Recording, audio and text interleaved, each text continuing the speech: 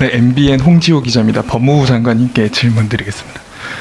두 가지 여쭤보고 싶은데요. 제시카법 관련해서 기존 전자장치 부착자도 적용된다고 하는데 이미 도입 전에 출소한 사람들에게는 어떻게 적용될지가 궁금하고요. 그리고 한국이 마약 청정국 지위를 잃었다는 표현 많이 나오는데 현재 실태를 좀 어떻게 보시고 또 이 검찰의 직접 수사 개시 범위에 단순 소지나 운반 이런 것들이 빠져 있는데 지위 회복에 큰 문제가 없을 것으로 보시는지 궁금합니다. 안녕하세요.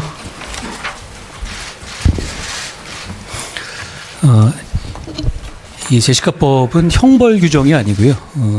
범죄 예방을 위한 보안 처분 규정이거든요. 그러니까 이게 이중 처벌이라든가 소급표 문제가 적용되지 않습니다. 그러니까 지금 현 단계에서 이런 위험성이 있는 사람에 대해서도 적용이 가능한 것입니다. 그렇게 말씀드리겠고요. 그리고 지난 검수완박 시행령 개정으로 인해서 마약 수사 중에 일부 범죄에 대해서만 검찰의 직접 수사 기능이 회복됐는데요. 말씀하신 것처럼 작은 어떤 투약 수사를 하다가 이 제조라든가 이런 사범으로 이루어지는 경우가 당연히 많겠죠. 그런 부분에 대해서 구멍이 분명히 있고요. 그런 부분에 대해서 보완할 수 있는 어떤 시행령 개정이라든가 이런 부분도 생각해 보고 있는 단계입니다. 마약은 대단히 심각한 건 맞고요. 누가 그러던데 별로 안 심각하다고 하는데요. 분명히 심각한 건 맞습니다. 왜냐하면 마약 범죄라는 것이 중간이 없습니다. 마약의 오염국이든가 마약의 청정국이든가 그 문제고요. 저는 그런 차원에서 아주 과하다시피 강력하게 단속해서 잠재적인 범죄자들에게 메시지를 주는 것이 필요하다고 생각합니다. 그렇게 할 겁니다. 네, 법무부 장관님께 질문 드리겠습니다. 한결의 강재구인데요. 제시카법 도입과 관련해서 학교 기준으로 일률적으로 이제 주거를 제한하면 해당 기간이 많은 이제 서울이나 수도권은 사실상 거주가 좀 불가능하지 않냐라는 지적이 있는데 이에 대해 좀 어떻게 생각하시는지 여쭤보고 싶고, 그리고 법무부는 실제 주거 제한이 이루어지면 한 몇 명 정도의 인원이 주거가 제한될 걸로 예상하고 있는지도 추가로 여쭙습니다. 예. 이 법은 지금 현재 연역적으로 2005년에 제시카라는 어떤 피해자가 있었던 범죄로 인해서 미국에 주로 도입된 법 체제입니다. 주 중에서는 42개 주가 도입되어 있고요.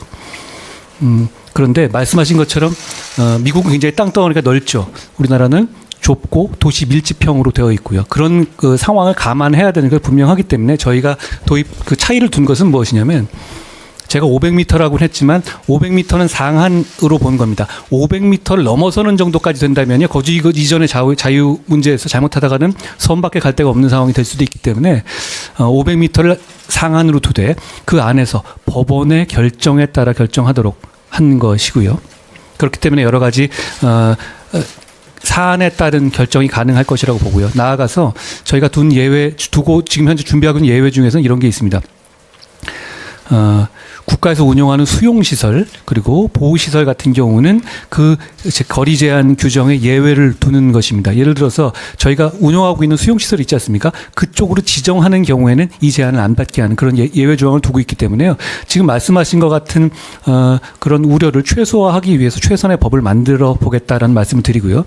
그리고 참고로 오해하시면 안 되는 것이, 저희가 지금 1:1 전자감독이라든가 전자발찌라든가 여러 가지 외출 제한이나 여러 가지 제한을 이미 하고 있지 않습니까? 주거 제한을 하는 경우에 그것을 안 하겠다는 거 아닙니다. 이건 그대로 가는 거고요. 주거 제한은 주거 제한 문제로 가는 것입니다. 좀 더 참고로 말씀드리면 미국에서 2015년경에 캘리포니아에서 이 제시카법이 위헌이 난 적이 있습니다. 근데 그 이유는 뭐였냐면, 거기는 법원의 결정이라든가 케이스에 따른 어떤 변형이 되는 게 아니라 일률적으로 600피트, 1000피트 안에서는 못 살게 한다, 이런 규정이었단 말입니다. 그거는 이제 그 개별 사안에 대한 어떤 그 적용, 그 개별 사안의 특정을 감안한 고려가 되어야 된다는 뜻인데요. 저희는 그런 부분을 충분히 감안해서 법원의 결정을 정할 거고, 거기에 대해서 여러 가지 그 변화를 줄 수 있게 했기 때문에 말씀하신 그런 우려를 최소화할 수 있을 거라고 저는 생각합니다. 두 번째가 뭐였죠? 실제 주거 제한이 처분이 이루어질 인원이 몇 명 정도로 예상하고 있는지. 그 예상에 대해서는 저희가 이제 이 법안을 준비하는 과정에서 몇 미터를 할 경우에 그 지역적인 시뮬레이션이라든가 이런 것들 많이 해봤는데요. 근데 생각하시는 것보다 5인 이상의 피해자가 있는 성범죄자가 생각보다 많이 수감되어 있고 많이 출소할 겁니다. 생각하신 것보다 그렇습니다. 그 숫자를 제가 말씀드린 건 괜한 불안감을 일으킬 것 같아서 제가 말씀드리지는 않겠습니다만 뭔가 대책이 필요하다고 저희가 판단한 근거이기도 합니다. 제가 여러 차례 설명은 드렸습니다만 이것이 뭐 단순 성범죄자라든가 뭐 이런 부분에도 무한 확정하겠다는 뜻이 아니거든요. 예를 들어서 여러 차례의 불특정 다수인을 사냥하듯이 하는 그런 소위 말하는 괴물들 있지 않습니까? 그런 괴물들에 대한 적용을 하겠다는 것이기 때문에 이것이 무한적으로 확장돼서 이것 때문에 오히려 좀 불안한 것 아니냐라는 생각은 안 하셔도 될 것 같다는 말씀도 부가적으로 드리겠습니다. 네. 네, 매일경제 안정환 기자입니다. 법무부 장관님께 질문 하나 드리고 싶은데, 이제 반법치행이 근절 관련해서 이제 여러 가지 예시가 나오는데요. 이제 국민 불편, 국가 경제에 피해를 주는 불법 집단 행위도 있고, 영장 집행에 대한 물리력 저지, 그리고 악의적 허위사실 유포 이런 사례들이 난리됐는데, 어떤 이제 구체적인 부분들을 고려를 하시고 이제 그러한 언급을 하셨는지가 궁금하고요. 그리고 여기에 대해서 이제 적극 대처한다라고 나오고 조직적 악의적 허위사실 유포, 온라인 마녀 사냥 이런 범죄에 적극 대처한다라고 하셨는데 구체적으로 여기에 대해서 대처 방안을 강구하고 계시는 게 있는지, 그리고 지금 토론 주요 내용에 보면은 법질서 확립과 관련해서 시장의 반칙행위 엄정 대응 이런 부분은 이제 토론에 참여하신 분들만 나오고 어떤 내용으로 주로 토론이 이루어졌는지에 대한 언급이 좀 부족한데 어떤 얘기가 좀 나왔는지 간략하게 소개해 주시면 좋겠습니다.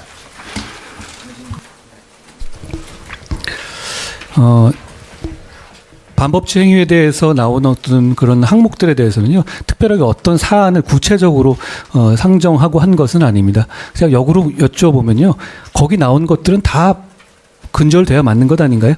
그리고 지금까지 그 부분에 대해서 어떤 떼법이라든가 이런 문화 때문에 제대로 집행되지 않은 부분이 있다면 아는 것이 잘못된 것이고요. 저희는 그걸 하겠다는 겁니다. 제가 아까 잠깐 말씀드렸지만 저희는 우리 정부를 국민들께 선택해 주신 큰 이유 중 하나가 그런 문제에 대해서 원칙적으로 대응하라는 요구라고 생각합니다. 그렇기 때문에 그렇게 할 것이다 라는 말씀 드린 것이고, 그걸 구체적으로 특정 사안이라든가 이렇게 연결해서 제가 말씀드린 건 아니라는 점을 말씀드리고요. 적극 대처는 저희는 어차피 사법 법 집행 기관이고요. 양형이라든가 이 법 집행하는 과정, 그 수사 과정에서 적극적으로 법을 적용하고 엄정하게 처벌하는 것이 그 적극 대처의 중에 하나라고 볼 수 있겠죠.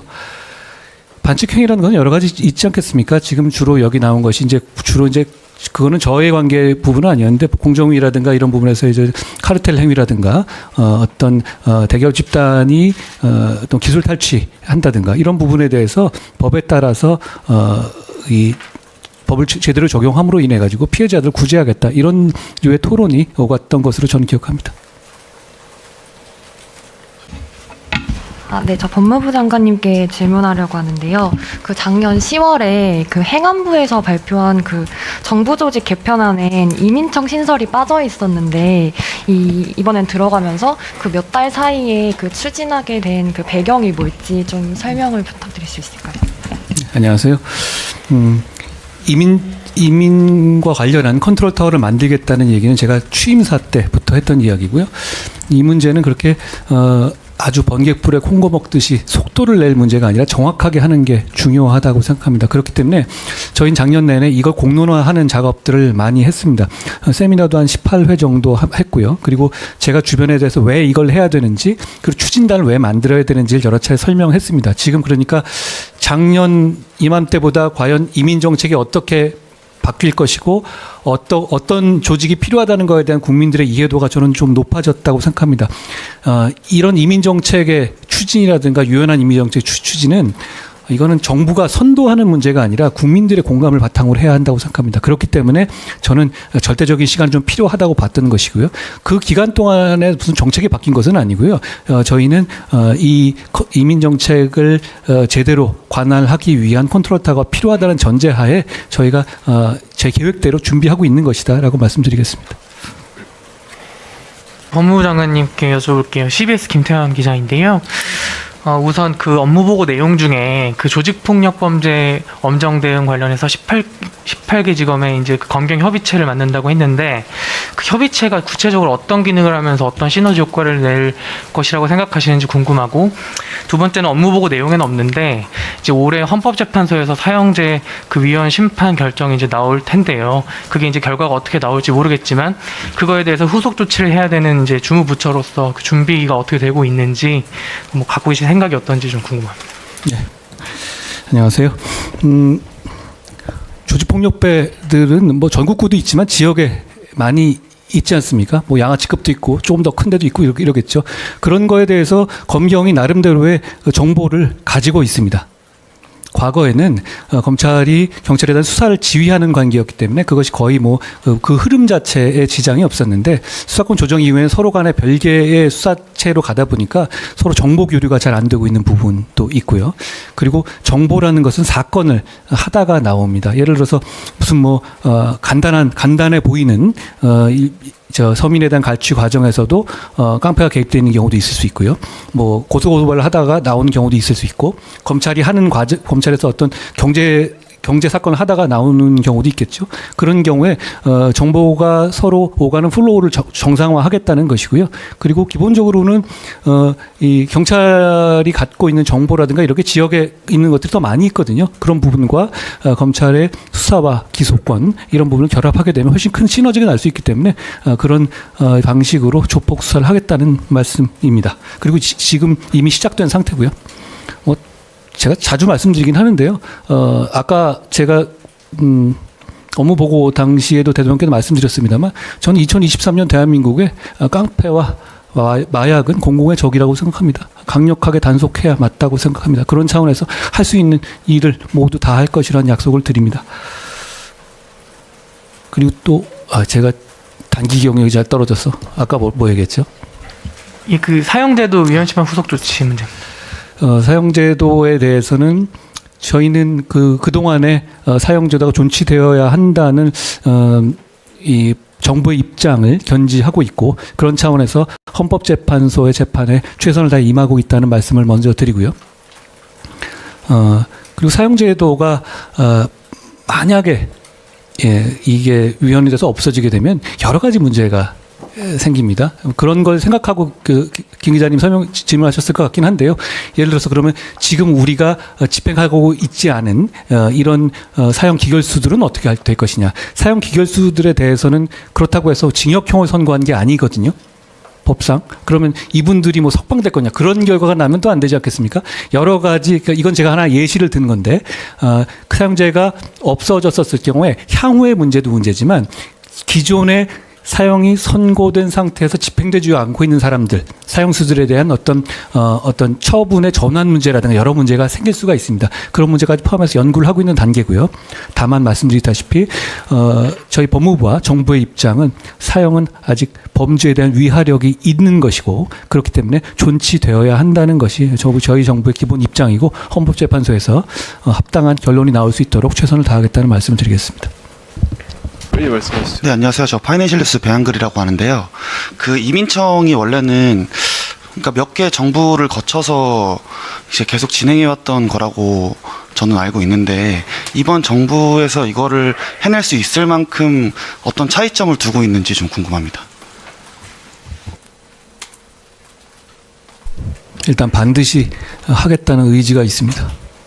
그리고 최근에 있어서 인구 감소라든가 생산 가능 연령에서의 인구 감소는 심각한 추세지 않습니까? 그리고 과거의 경우와 달리 국민들께서 여기에 대해서 특단의 대책이 필요하다고 생각하시는 어떤 그 진지한 목소리가 훨씬 커진 상태고요. 그리고 지금 이 문제가 해결 안 되면 지금 이런 거거든요. 이민이 전혀 들어오지 않는 상태에서 2040년이 되면 지금의 생산 가능 연령이 인구가 이 수가 유지되려면 지금보다 10년 내에 거의 출산율이 3배씩 늘어나야 하는 그런 통계가 있습니다. 게다가 그렇게 늘어난 새롭게 출산된 인구가 또 생산 연령 가능까지 포함되기 위해서는 한 15년 가까이 필요하고요. 그러니까 지금 단계에서는 외국 인력의 유입이라는 것, 그 외국 인력을 통한 어떤 경제 발전을 지탱하는 것은 불가피한 면이 있고 그 점에 대해서 과거에 비해서 국민들께서 명징하게 이해하고 계시는 것으로 알고 있습니다. 저희는 거기에 대해서 국민들의 그런 요구와 그런 어려운 질문에 대해서 답을 드리기 위한 기관을 만들어야 되겠다고 생각한 것이고 차이는 그겁니다. 국민들의 인식과 요구가 굉장히 커졌고요. 그리고 저희 정부가 그걸 해내겠다는 의지가 강합니다.